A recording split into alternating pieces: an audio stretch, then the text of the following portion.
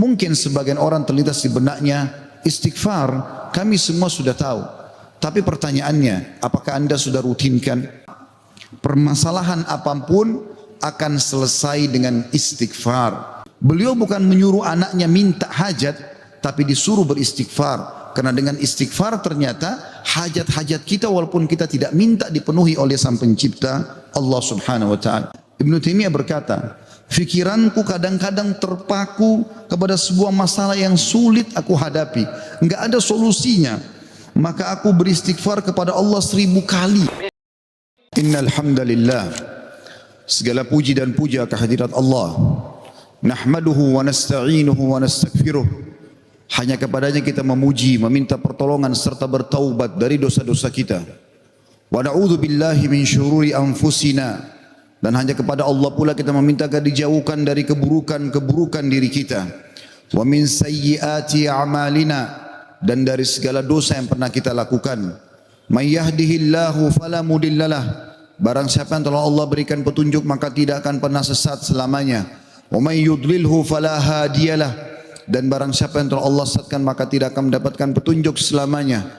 Asyhadu an la ilaha illallah wahdahu la syarikalah wa asyhadu anna Muhammadan abduhu wa rasuluh. Saya bersaksi tidak ada Tuhan yang berhak disembah kecuali Allah dan tidak ada sekutu bersamanya, dan Muhammad benar-benar hamba juga utusannya. Qala Allah Ta'ala, Allah mengingatkan dalam kitabnya, "Ya ayyuhalladzina amanu taqullaha haqqa tuqatih wa la tamutunna illa wa antum muslimun." Hai sekalian orang-orang yang beriman, bertakwalah, hanya patuh dan tunduklah kepada satu-satunya pencipta segala sesuatunya, baik di langit, di bumi, di kedalaman lautan, yaitu Allah. Sebenar-benar patuh dan tunduk, dan janganlah kalian meninggal dunia kecuali dalam keadaan Islam. Di ayat yang lain qala Allah Ta'ala, "Ya ayuhan nasu taqu rabbakumul ladzi khalaqakum min nafsin wahidah wa khalaqa minha zawjaha wa batha minhuma rijalan katsiran wa nisaa'a wattaqullaha alladzi tasaaluna bihi wal arham innallaha kana 'alaikum raqiba."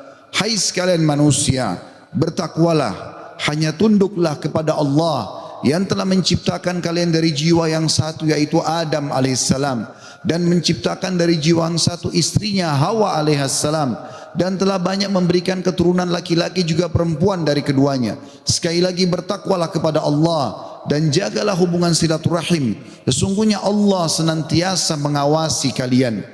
Di ayat yang ketiga qala Allah Ta'ala, "Ya ayyuhalladzina amanu taqullaha wa qulu qawlan sadida yuslih lakum a'malakum wa yaghfir lakum dhunubakum wa may yuti'illaha wa rasulahu faqad faza fawzan 'azima." Hai sekalian orang-orang yang beriman, sekali lagi patuh dan tunduklah kepada Allah, nikmati yang halal, kerjakan yang diperintahkan, tinggalkan yang dilarang, dan ucapkan kalimat yang benar, jujurlah. Niscaya Dia akan memperbaiki amal-amal perbuatan kalian, mengampuni dosa-dosa kalian. Barang siapa yang mentaati Allah dan Rasulnya, dia telah mendapatkan kemenangan yang besar. Amma ba'd, fa inna asdaqal hadithi kitabullah. Kita tahu sebaik-baik rujukan umat Islam dalam segala lini kehidupan mereka, terutama ibadah, adalah Al-Quran, kitabullah. Wa khair hadi hadi Muhammadin sallallahu alaihi wa ala alihi wa sahbihi wa sallam. Dan petunjuk yang terbaik setelah Al-Quran adalah petunjuk Nabi besar Muhammad sallallahu alaihi wa ala alihi wa sahbihi wa sallam. Wa syarrul umuri muhdatsatuha, dan seburuk-buruk perbuatan terutama dalam ibadah yang tidak punya rujukan wahyu Al-Quran dan Sunnah. Fa inna kulla muhdatsatin bid'ah, semua ibadah yang tidak punya rujukan dikenal dengan perbuatan baru dalam agama. Wa inna bid'atin dhalalah, perbuatan baru itu akan membawa pelakunya pada kekeliruan. Wa inna al-finnar, keluar akan membawa pelakunya ke dalam api neraka. Saudaraku seiman rahimani wa rahimakumullah, apa yang saya bacakan tadi dikenal dengan khutbah hajah. Baginda Nabi SAW tidak melewatkan momen-momen penting pada saat ingin menyampaikan wasiat kepada umatnya, kecuali beliau membuka dengan khutbah hajah. 3 ayat tentang pentingnya bertakwa dan tunduk kepada Allah, serta mengingatkan agar ibadah selalu punya rujukan wahyu Al-Quran dan Sunnah. Pada kesempatan ini kita akan bahas tentang keajaiban istighfar. Saudaraku seiman, banyak sekali ayat Al-Quran dan hadis Nabi SAW mengingatkan masalah ini. Dan juga kita akan dengarkan nanti perkataan para salafus salih tentang keajaiban istighfar dan dahsyatnya. Begitu juga insya Allah kita akan sebutkan apa yang didapatkan pada saat seseorang melazimkan istighfar itu. Mungkin sebagian orang terlintas di benaknya, istighfar kami semua sudah tahu. Tapi pertanyaannya, apakah anda sudah rutinkan? Nanti akan lebih jelas insya Allah dengan statement para ulama salaf tentang masalah ini. Beranjak bahasan kita saudaraku seiman, perintah Allah subhanahu wa ta'ala kepada nabinya Muhammad sallallahu alaihi wa ala alihi wa sahbihi wasallam yang sudah diampuni dosanya yang lalu dan akan datang.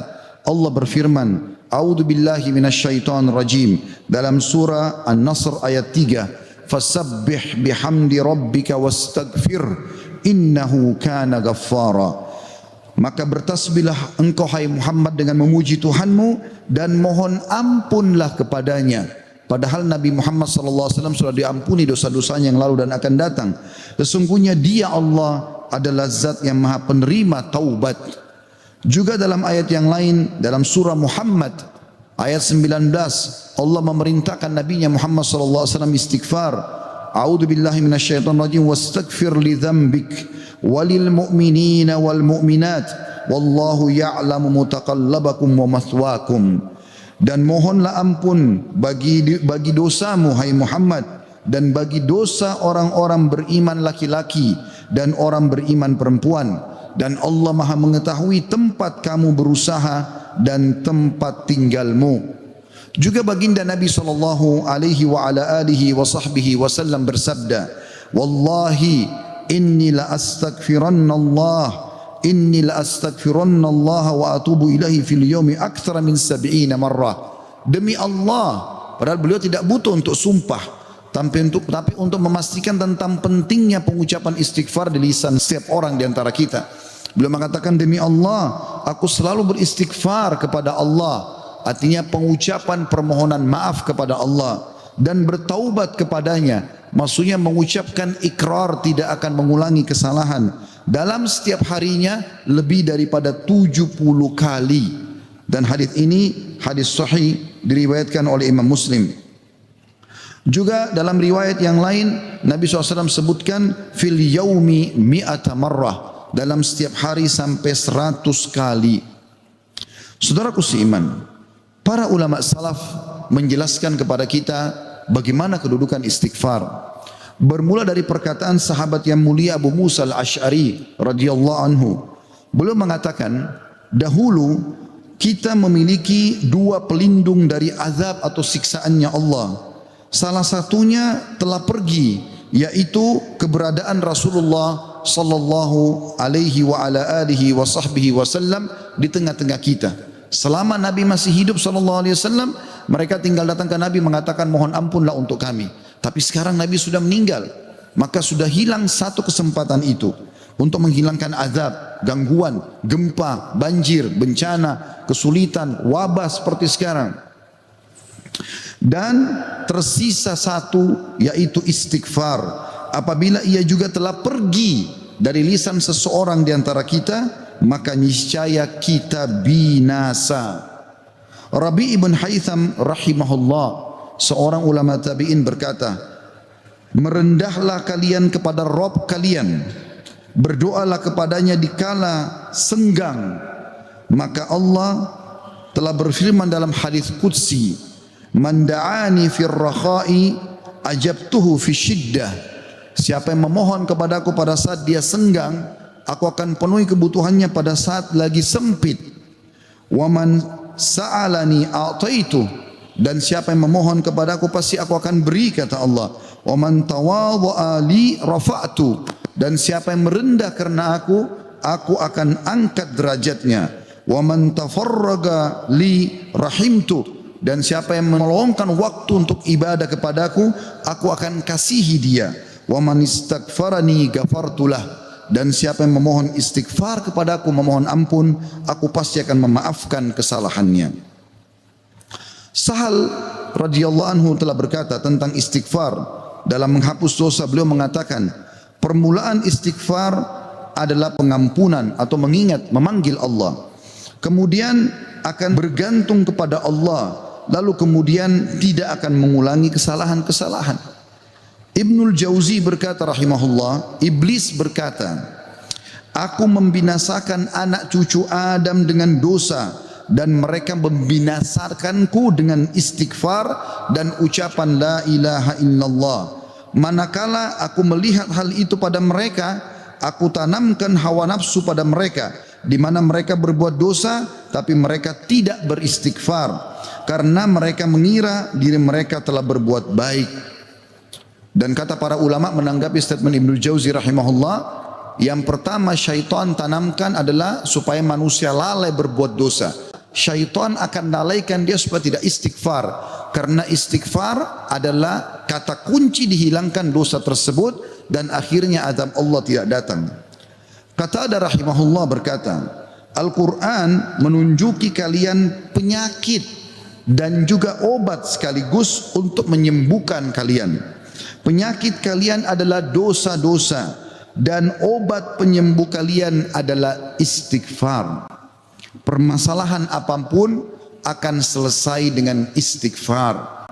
Andai saja sebuah wilayah disepakati dari pemimpinnya sampai masyarakatnya memasyarakatkan dan membudayakan istighfar di lisan mereka, di meja-meja makan mereka, di halaman rumah mereka, di meja-meja kerja mereka, di masjid mereka, di pasar mereka, demi Allah wahai saudaraku seiman, permasalahan di wilayah itu akan selesai semuanya dan rezeki akan terbuka seluas-luasnya. Anda akan dengarkan nanti kurang lebih 9 manfaat daripada istighfar itu sendiri. Ali radhiyallahu anhu berkata, sahabat Nabi yang mulia ini berkata, yang aneh adalah orang yang binasa padahal keselamatan ada bersamanya.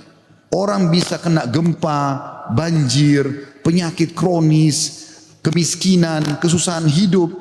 Kata Ali radhiyallahu anhu, yang aneh adalah orang yang binasa padahal keselamatan ada bersamanya. Lalu beliau ditanya radhiyallahu anhu, apa keselamatan yang Anda maksudkan? Kata Ali radhiyallahu anhu, istighfar. Beliau juga berkata, tidaklah seorang hamba diilhami oleh Allah subhanahu wa ta'ala untuk beristighfar. Allah tidak mudahkan lisan Anda mengatakan astagfirullah. Itu saja, kata beliau, kecuali Allah memang berkehendak untuk menyelamatkannya atau tidak mengazabnya. Seseorang soleh juga berkata, hamba berada di antara dosa dan nikmat. Keduanya tidak akan menjadi baik kecuali mensyukuri nikmat dan istighfar dari dosa-dosa. Juga Luqman Al-Hakim yang terkenal, Allah namakan surah Luqman atas namanya. Dia berkata kepada putranya, wahai anakku, Allah memiliki beberapa waktu tidak ditolak orang untuk meminta pada waktu itu, seperti antara azan dan iqamah, seperti sepertiga malam, saat hujan turun dan seterusnya. Maka perbanyak istighfar pada saat itu. Beliau bukan menyuruh anaknya minta hajat, tapi disuruh beristighfar. Karena dengan istighfar ternyata hajat-hajat kita walaupun kita tidak minta dipenuhi oleh Sang Pencipta Allah Subhanahu wa taala. Ibunda mulia Aisyah radhiyallahu anha, Ummul Mukminin, berkata, tuba, kegembiraan, kebahagiaan bagi siapapun yang mendapatkan istighfar tertulis indah banyak di buku amalnya. Abu Al-Minhal juga berkata rahimahullah, tidaklah seorang hamba didampingi di dalam kuburnya oleh pendamping yang lebih dicintai daripada istighfar yang dia ucapkan semasa hidupnya. Al-Hasan Basri berkata rahimahullah, perbanyak istighfar di rumah-rumah kalian, di meja-meja makan kalian, di jalan-jalan kalian, di pasar-pasar kalian, di majlis-majlis kalian, karena kalian tidak tahu kapan ampunan akan turun.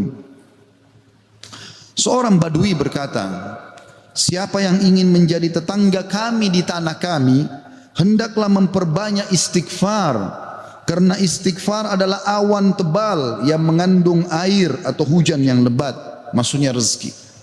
Andai saja kita fahami statement-statement saudaraku seiman, mungkin beranjak dari Pak Bupati hafizahullah, pemimpin wilayah Goa, semoga Allah jaga beliau, dan juga seluruh masyarakat Goa ini, apalagi kalau seluruh wilayah Indonesia bisa menanamkan ini, selalu saling berwasiat pemimpin kepada masyarakat, masyarakat kepada seluruh tetangganya, setiap orang kepada keluarganya. Ayo perbanyak istighfar. Setiap lagi diam, jangan cuma diam. Astagfirullah wa atubu ilaih. Itu saja.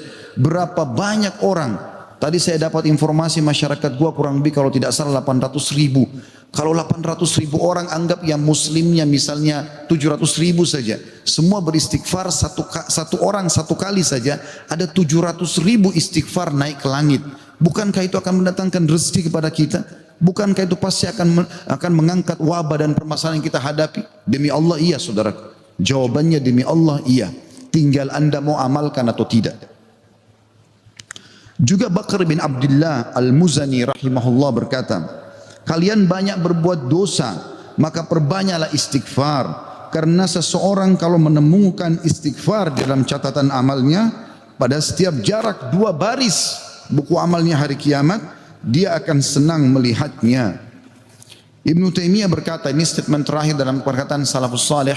Saya akan masuk setelah itu keutamaan daripada istighfar itu sendiri sebagai penutup khutbah kita insyaallah. Ibnu Taimiyah berkata, fikiranku kadang-kadang terpaku kepada sebuah masalah yang sulit aku hadapi, enggak ada solusinya, maka aku beristighfar kepada Allah 1000 kali.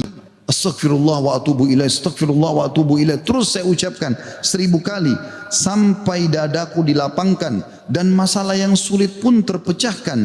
Aku kadang berada di pasar, masjid atau sekolah, tapi hal itu tidak menghalangiku dari zikir dan istighfar sampai aku meraih apa yang aku inginkan. Istighfar teman-teman sekalian. Baik, kira-kira orang yang bertanya, apa yang saya dapatkan kalau saya beristighfar? Yang pertama, akan dicatatkan pahala buat anda sendiri. Karena istighfar ucapan yang tidak butuh energi banyak, hanya lisan dan bibir kita yang tergerakkan, ya, suara sedikit saja. Tidak ada energi yang besar. Itu adalah ibadah yang besar pahalanya. Allah subhanahu wa ta'ala memerintahkan kita dan memerintahkan juga Nabinya Muhammad sallallahu alaihi wasallam untuk beristighfar kepadanya. Allah berfirman di dalam surah Mu'min ayat 55, A'udzu billahi minasyaitonir rajim, fasbir inna wa'dallahi haqqun wastaghfir li dzambik wasabbih wastaghfir li dzambika wasabbih bihamdi rabbika bil ashi wal ibkar. Maka bersabarlah kamu hai Muhammad dan pengikutmu dalam melalui kehidupan dunia dengan segala macam cobaannya. Toh ada kehidupan akhirat yang akan abadi dengan nikmat. Karena sungguhnya janji Allah itu benar. Tidak ada kedustaan. Salat, puasa, zakat, bakti sama orang tua, bersedekah, zikir, doa, apa saja kerjakan, semua akan kau dapatkan hasilnya.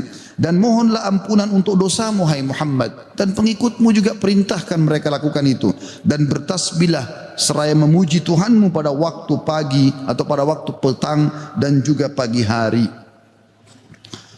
Kemudian juga Allah mengatakan dalam surah Al-Muzammil ayat 20, a'udzubillahi minasyaitonir rajim, wastaghfirullah innallaha ghafurur rahim. Dan mohonlah selalu ampunan kepada Allah, istighfar. Sesungguhnya Allah Maha Pengampun lagi Maha Penyayang.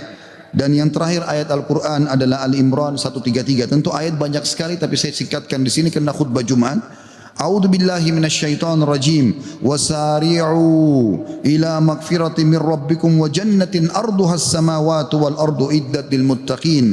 Dan bersegeralah kamu kepada ampunan dari Tuhanmu dan kepada surga yang luasnya seluas langit dan bumi yang disediakan untuk orang-orang beriman. Yang kedua saudaraku seiman, istighfar sebab utama datangnya rezeki. Allah menyebutkan dalam Al-Quran, ya, apa yang diucapkan oleh lisan nabinya yang mulia Nuh alaihissalam dalam surah Nuh ayat 10 sampai ayat 12. A'udzu billahi minasyaitonir rajim. Faqultu astaghfiru rabbakum innahu kana ghaffara yursilis samaa 'alaikum midrara wa yumditkum bi amwalin wa banina wa yaj'al lakum jannatin wa yaj'al lakum anhara. Maka aku berkata kepada kaumku, ya Allah, kata Nabi Nuh, mohonlah ampun kepada Tuhan kalian. Sesungguhnya Dia Allah adalah Maha Pengampun. Niscaya dengan mohon ampun istighfar kalian itu, Dia Allah akan mengirimkan hujan kepadamu yang lebat dan memperbanyak harta juga anak-anakmu dan mengadakan untukmu kebun-kebun dan mengadakan di dalamnya sungai-sungai.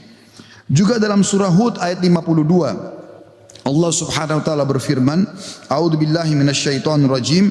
Ya qaumi, Nabi Hud berkata alaihissalam, ya qaumi istaghfiru rabbakum thumma tubu ilaihi yursilis samaa 'alaikum midrara wa yazidkum quwwatan ila quwwatikum wa la tatawallaw mujrimin. Hai kaumku, kata Nabi Hud alaihissalam, banyaklah mohon ampunlah kepada Tuhan kalian dan bertobatlah kepadanya. Niscaya pasti dengan istighfar dan tobat kalian Dia menurunkan hujan yang sangat deras atasmu. Maksudnya subur. Hujan bukan mematikan tapi membawa berkah. Dan Dia akan menambahkan kekuatan kepada kekuatanmu. Fisikmu akan kuat, fikiranmu, jiwamu akan sehat. Dan janganlah kamu berpaling dengan berbuat dosa.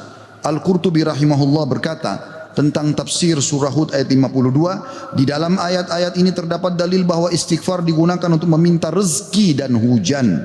Juga Ibnu Katsir berkata rahimahullah dalam tafsir beliau surah Hud ayat 25, jika kalian bertobat dan memohon ampunan kepada Allah serta kalian mentaatinya, niscaya Allah akan memperbanyak rezeki kalian, memberikan kalian minum dengan nikmat-nikmat langit, mengeluarkan untuk kalian nikmat-nikmat bumi, menumbuhkan untuk kalian tumbuh-tumbuhan, mengalirkan untuk kalian air, dan menjadikan untuk kalian kebun-kebun. Di dalamnya terdapat berbagai macam buah-buahan, dan Dia menyelingi di antara kebun-kebun tersebut sungai-sungai yang mengalir. Yang ketiga, saudaraku seiman, istighfar sebab masuk ke dalam surga. Sebagaimana kita sudah tahu bersama-sama, salah satu zikir pagi dan petang yang sangat dianjurkan adalah membaca Sayyidul Istighfar, tuannya istighfar, yaitu lafadznya sebagaimana dinukil dari Nabi SAW. Beliau mengatakan, Allahumma anta rabbi, la ilaha illa anta khalaqtani, wa ana abduka wa ana ala ahdika wa wa'dika mastata'tu, a'udhu bika min syarri ma sana'tu, abu'u laka bi ni'matika alayya wa abu'u bidzambi, faghfirli fa innahu la yakfiru dhunuba illa ant. Yang artinya, ya Allah, sungguhnya Engkau adalah Rabbku, penciptaku. Tidak ada Tuhan yang berhak disembah kecuali Engkau. Engkaulah yang telah menciptakanku dan aku adalah hambamu.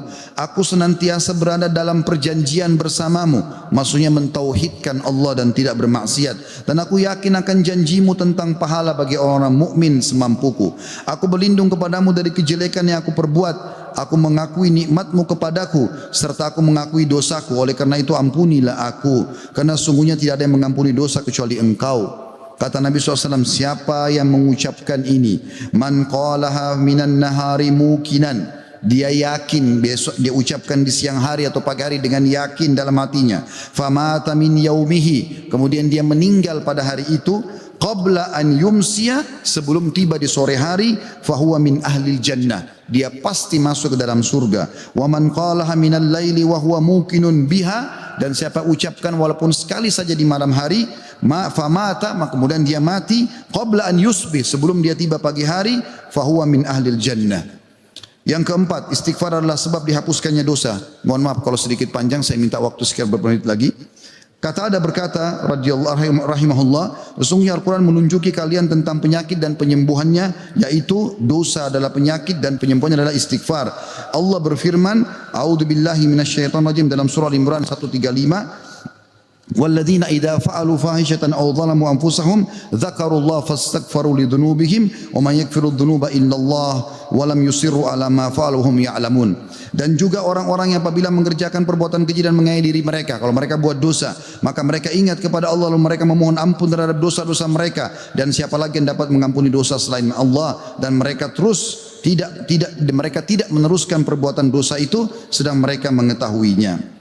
Kemudian teman-teman sekalian, selanjutnya adalah yang kelima, istighfar mencegah hukuman dari Allah Subhanahu wa taala. Saya ambil satu saja. Al Hasan Basri rahimahullah berkata, wahai anak Adam, meninggalkan dosa lebih ringan bagimu daripada mencari taubat, dan ketahuilah bahwasanya pada saat kau meninggalkan perbuatan dosa atau kau beristighfar pada saat berbuat dosa, maka azab Allah tidak akan datang. Karena Allah berfirman dalam surah Al-Anfal ayat 33, A'udzubillahi minasyaitonir rajim, wa ma kana Allahu liyu'adzibahum wa anta fihim, wa ma kana Allah mu'adzibahum yastaghfirun. Dan Allah sekali-kali tidak akan mengadab mereka sedangkan kamu berada di tengah-tengah mereka, hai Muhammad, dan tidak pula Allah akan mengadab mereka sedang mereka selalu memohon ampun. Yang keenam, istighfar sebab diangkatnya derajat. Dalam sebuah hadis, ajarkan bab ini kepada anak anda, dalam hadis riwayat Ahmad dengan sanad hasan, kata baginda Nabi SAW, Inna Allah Azza wa Jalla yarfa'ud darajati lil abdi salihi fil jannah, fayaqulu ya Rabbi anna li hadhihi, fayaqulu bi istighfari waladika lak. Sesungguhnya Allah yang maha suci dan maha tinggi mengangkat derajat seseorang hamba saleh di surga sehingga dia bertanya, yang sudah mati diangkat derajatnya tinggi di surga. Hamba ini bingung, dia tidak pernah merasa berbuat amal yang bisa membawa dia ke derajat itu. Lalu dia bertanya, wahai Rabbku, dari mana nikmat ini hamba dapatkan? Maka kata Allah SWT, dari istighfar anakmu untukmu. Yang ketujuh, istighfar adalah sebab disucikan hati. Sebagaimana Nabi SAW bersabda, Innal mu'mina idha adzamba dzamban kanat nuqtatan sauda'u fi qalbihi. Kalau seorang mukmin berbuat dosa akan menjadi titik hitam dalam hatinya. Fa in taba wa naza' wastaghfara su'ika qalbuhu minha. Kalau dia bertaubat kemudian dia beristighfar kepada Allah, meninggalkan dosanya, maka akan diangkat noda hitam itu dalam hatinya. Fa in zadat hatta taglufa qalbu fadzalika ar-rana alladhi dzakarahu Allah fi kitabihi kalla barrana ala qulubihim ma kanu yaksibun. Dan kalau seandainya dia bertaubat dan meninggalkannya serta beristighfar, hatinya kembali bersih darinya, dan kalau dia tambah melakukan dosa, maka bertambah pula titik hitam itu sampai menutupi seluruh hatinya. Dan itulah makna kalimat ar-ran dalam firman Allah Subhanahu wa taala, sekali-kali apa yang selalu mereka usahakan itu menutupi hati mereka. Surah Al-Mutaffifin ayat 14. Dua poin yang terakhir teman-teman sekalian, yang kedelapan adalah istighfar sebab memperoleh anak dan keturunan. Dinukil dalam sebuah riwayat disebutkan oleh Abu Hanifah rahimahullah dalam musnadnya, bahwasanya seseorang datang mengeluh dari Jabir bin Abdullah radhiyallahu anhu, seseorang mengeluh kepada Nabi SAW lalu berkata, ya Rasulullah, ya sesungguhnya aku, orang semua punya anak tapi aku sendiri yang tidak punya anak. Maka kata Nabi SAW, mana kau dari dua senjatamu, memperbanyak sedekah dan istighfar, maka dengannya kau akan diberikan rezeki. Kata Jabir bin Abdullah, orang itu pun mengamalkan, lalu saya menyaksikan orang itu dikaruniai 9 orang anak, semuanya laki-laki. Kesembilan dan terakhir adalah istighfar sebab menikmati kesehatan dan kekuatan. Sebagaimana dijelaskan dari dalam surah Hud ayat 52, dan sudah saya bacakan tadi ayatnya, saya tidak ulangi, tapi potongan ayatnya adalah yazidkum quwwatan ila quwwatikum. Istighfar menyebabkan bertambahnya kekuatan di atas kekuatan. Izinkan saya teman-teman sekalian menyampaikan sebuah kisah yang berhubungan dengan masalah ini, atau dua buah kisah ringkas. Ada seseorang di Irak dulu pernah berdagang, kemudian dia menemukan semua pedagang di pasar laku barangnya kecuali dia, dan dia orang miskin. Dia mengatakan, saya pun dulu di dekat barang saya sampai menjelang sore belum laku-laku. Maka tiba-tiba saya mengingat firman atau sabda Nabi SAW, man aksara istighfar, siapa yang memperbanyak istighfar, ja'alallahu lahu min kulli hammin faraja, Allah akan berikan kelapangan dari setiap kesedihannya, wa min kulli dikin makhraja, dan jalan keluar dari setiap masalahnya, dan juga razaqahu min haitsu la yahtasib, maka Allah akan berikan rezeki dari tempat tidak disangka-sangka. Maka dia bilang, saya pun beristighfar kepada Allah, dan terjadi satu keajaiban yang luar biasa. Ternyata datang kepadaku hampir seluruh pedagang pasar datang, dan mereka memperebutkan barang daganganku. Terakhir kisah seseorang yang bernama Abu Yusuf, saudaraku seiman, di musim haji, seorang syekh, dalam kisah ini tidak disebutkan namanya siapa, sedang menyampaikan masalah istighfar. Datang seseorang setelah pengajian bernama Abu Yusuf lalu berkata, Syekh, saya ingin bercerita tentang manfaat istighfar yang anda sampaikan tadi. Kata syekhnya, silakan. Dia bilang, saya menikah bertahun-tahun tidak punya anak sama sekali, dan saya sama istri saya sedih. Lalu satu waktu saya pernah mendengarkan sebuah siaran tentang makna, ya, firman Allah SWT surah Nuh ayat 10 sampai ayat 12 tadi sudah saya bacakan ayatnya, bahwasanya orang kalau istighfar akan diturunkan hujan dari langit, diberikan keturunan dan juga harta. Lalu saya mengatakan kepada istri saya, wahai Ummu Yusuf, ayo kita istighfar, sudah bertahun-tahun kita berusaha berobat sana sini tidak punya anak. Maka dia sama istrinya mengatakan, kami pun beristighfar tidak mengenal waktu, tidak mengenal tempat kecuali di WC. Kita tidak baca di WC, di tempat tidur, di ruang makan, di halaman, selalu baca. Dan subhanallah, kata dia, Syekh, bulan itu Ummu Yusuf hamil dan lahirlah Yusuf. Begitu selesai hamil, lagi masa nifas, saya bilang, Ummu Yusuf, kita sudah bertahun-tahun tidak punya anak, ayo kita istighfar kepada Allah untuk anak yang kedua. Kata dia, anda tahu Syekh, selesai nifas Ummu Yusuf hamil dan kami dapat lagi anak kedua, dua-duanya laki-laki. Setelah anak kedua lahir, di masa nifas saya bilang lagi, wahai Ummu Yusuf, Kita beristighfar kepada Allah untuk anak yang ketiga. Maka saya sama Ummu Yusuf beristighfar yang ketiga. Dan ternyata selesai masa nifas, hamil. Dan juga melahirkan di tahun ketiga anak laki-laki yang ketiga. Kata syekhnya, semoga Allah berkahi. Itu betul-betul firman Allah. Allah mengatakan Allah tidak akan pungkiri janjinya. Dia mengatakan belum selesai kisah saya syekh. Setelah itu Ummu Yusuf berkata, wahai Abu Yusuf, kita berhenti dulu istighfar untuk mohon anak. Istighfar untuk yang lainnya. Tapi permohonan anak berhenti dulu sampai anak-anak besar. Kami sepakat 2-3 tahun, kemudian saya mengatakan, Ummu Yusuf, sekarang saatnya kita minta agar Allah berikan kita anak perempuan yang cantik dan salihah. Maka kami pun beristighfar dan ternyata Ummu Yusuf hamil dan sekarang saya di musim haji, wahai syekh, sedang datang bersama Ummu Yusuf yang baru saja melahirkan bersama dengan bayinya, bayi perempuan. Aqulu qauli hadza, saya sudah mengucapkan perkataan saya ini, wa astaghfirullah li wa lakum, dan saya beristighfar kepada Allah, mengajak jamaah istighfar kepada Allah, fastaghfiruhu innahu huwal ghafurur rahim, beristighfarlah sungguh Dia Maha Pengampun dan juga Maha Pengasih. Alhamdulillah, wassalatu wassalamu ala Rasulillah. Segala puji dan puja kehadirat Allah Subhanahu wa taala, juga salawat dan taslim kepada Nabi besar Muhammad sallallahu alaihi wa ala alihi wa sahbihi wasallam. Hari Jumat adalah hari yang mulia saudaraku seiman, dan ada waktu mustajab doa. Dalam dua riwayat, yang pertama riwayat Imam Muslim, kata Nabi SAW, tidak ada seorang muslim pun berdoa di hari Jumat kecuali diijabah, dan kejarlah pada saat khatib di khutbah kedua sampai diiqamahkan solat. Makanya semua khatib pasti berdoa di khutbah kedua. Yang kedua riwayat An-Nasai, kata Nabi SAW, Jumat ada 12 waktu, tidak ada seorang muslim yang berdoa kecuali diijabah sama Allah, dan perbanyak doa selepas asar sampai terbenam matahari. Maka jangan kita sia-siakan waktu mustajab ini. Mari kita hadirkan hati dan pikiran kita untuk berdoa kepada Allah Subhanahu wa taala, semoga Ia mengijabahnya. Alhamdulillahi Rabbil Alamin. Kami memujimu ya Allah sebagaimana layak Kau dipuji sebagai pencipta. Dan juga kami mengucapkan salam hormat kami kepada Nabi Muhammad sallallahu alaihi wasallam, sebagaimana Engkau telah mengucapkan salam hormat kepadanya. Ya Allah, kami tidak berkumpul di salah satu rumahmu ini kecuali karena ingin menjalankan perintah dan kewajiban yang Kau bebankan kepada kami. Maka ikhlaskan niat kami dan terimalah seluruh amal-amal saleh yang pernah kami kerjakan, baik kami ikhlas atau kurang ikhlas, yang sedang kami kerjakan, yang akan kami kerjakan sampai menjelang ajal datang nanti. Sesungguhnya la haula wala quwata illa bik, kami tidak punya daya dan kekuatan kecuali dengan izin-Mu.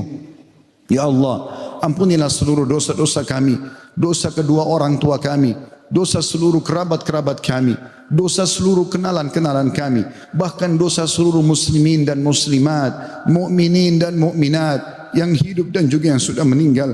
Ya Allah, janganlah Engkau bubarkan kami dari solat Jumat yang mulia ini kecuali Engkau telah bersihkan dosa-dosa kami, dan Engkau ganti semuanya menjadi pahala dengan izin-Mu, karena Engkau telah mengucapkan dalam satu firman-Mu, ulaika alladhina yubaddilullahu sayyi'atihim hasanat, mereka adalah hamba-hamba yang Allah ganti dosa-dosanya menjadi pahala. Ya Allah, jadikan negara kami Indonesia negara yang aman, tentram, damai, seluruh umat Islam di bawah naungan ukhuwah Islamiyah. Dalam hal ibadah mereka kembali kepada Al-Quran dan Sunnah. Makmurkan negeri kami, lunasi utang-utang negara kami, bukalah seluruh rezeki dari seluruh penjuruhnya, kembalikan kami semua ke jalan-Mu ya Allah. Dan siapapun menginginkan keburukan bagi negara kami, bagi agama kami, bagi diri-diri kami, kembalikan tipu daya mereka kepada diri mereka sendiri. Ya Allah, tolonglah saudara kami di Palestina, di Syria, di Yaman, di Irak, di Myanmar, di Ahsa, dimanapun mereka berada sedang tertindas. Ikhlaskan niat mereka, terima para syuhada mereka, muliakan Islam di tangan mereka dan tangan kami semua, serta ikut sertakan kami bersama mereka di pahala, baik dengan doa, dengan harta, dengan jiwa kami.